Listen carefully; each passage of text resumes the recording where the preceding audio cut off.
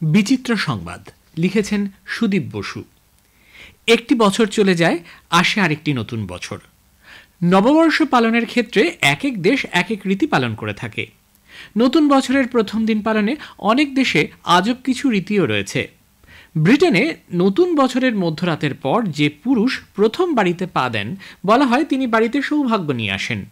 এ সময় পুরুষরা নিজেদের বাড়িতে টাকা, রুটি, কয়লা এবং অন্যান্য সামগ্রী উপহার হিসেবে নিয়ে আসে, যাতে সারা বছর পরিবারের সদস্যদের এসব জিনিসের খামতি না হয়।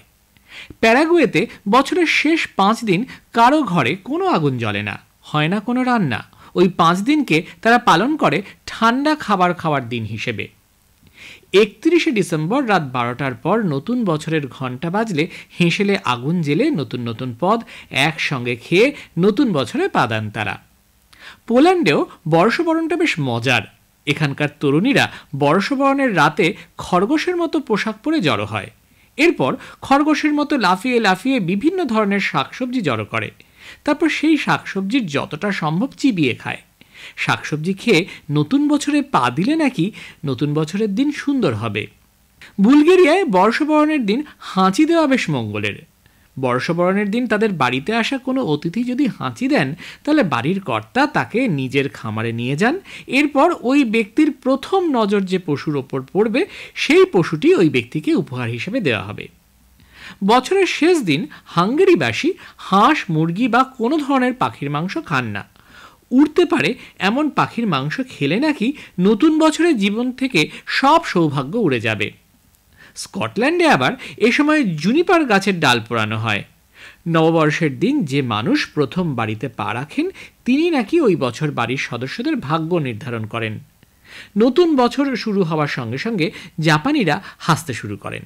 এতে নাকি নতুন বছর সৌভাগ্য নিয়ে আসে। মেক্সিকোতেও 12টা বাজার সঙ্গে সঙ্গে 12 বার ঘণ্টা বাজানো হয়। এ সময় প্রতি ঘণ্টার ধ্বনির সঙ্গে একটি করে আঙুর খাওয়া হয়। তারা বিশ্বাস করেন এ সময় যা কামনা করা হয় তাই পূরণ হয়।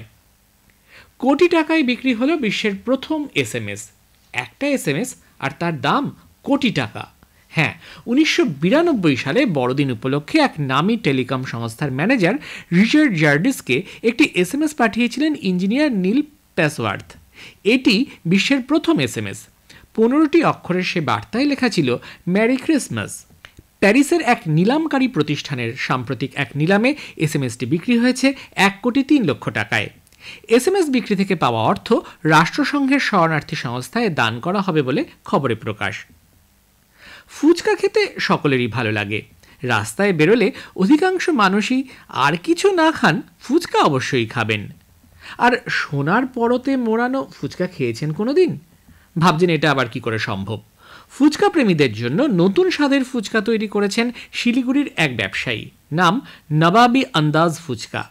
এই ফুচকার নাম যেমন নবাবী আন্দাজ, ঠিক তৈরিও হয় নবাবী কায়দায়। বিভিন্ন ড্রাই ফ্রুট, দই সহ আরও অনেক কিছু দেওয়া হয় সে ফুচকাতে। আর এর বিশেষত্ব হলো 24 ক্যারেট সোনার ফয়েল দিয়ে সাজিয়ে এটি পরিবেশন করা হয়। দামটাও একেবারেই সামান্য।